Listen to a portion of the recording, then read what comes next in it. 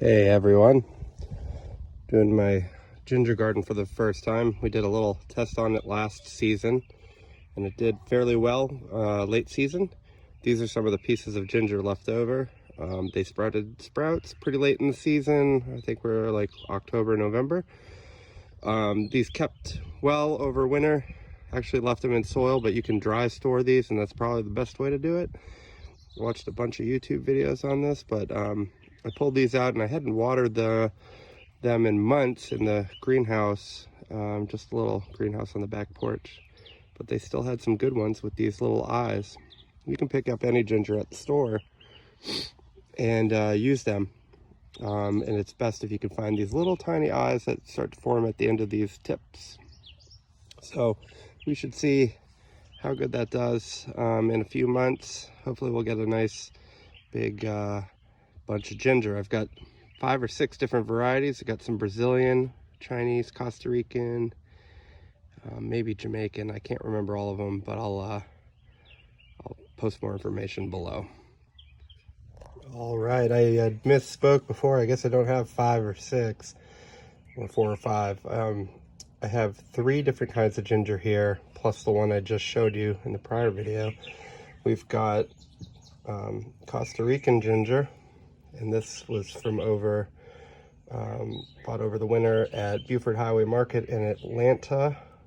It's got this nice little tip that started to grow since the last time I looked at it. It's been actually sitting dry in a plastic bag, untied, for a couple of months, which is really proper, but it's probably best to just leave it in a box or in a dark space, and that's where it was.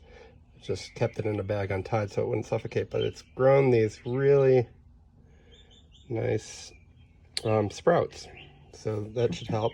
And then we got some really nice ones off this Peruvian ginger. Excited about that. And look at that one too. Check that out. Got some good growth, so I think we're gonna be good. This is a Brazilian ginger. What a nice shoot. That one's about 2 inches long. You can get any ginger at your supermarket and do this. And that's why I'm starting to try out on my own for the first time outside of my little experiment last winter after watching a bunch of YouTube videos. There's a lot of great videos out there, but this is the beginning of the adventure, and we'll see how the season goes, but this is May 9th, 2022. So you'll notice that the ginger is being soaked in water, and that's because they've been dry for a while, and this will help activate them, get them a little bit more excited. And we're just going to put them slightly below the surface.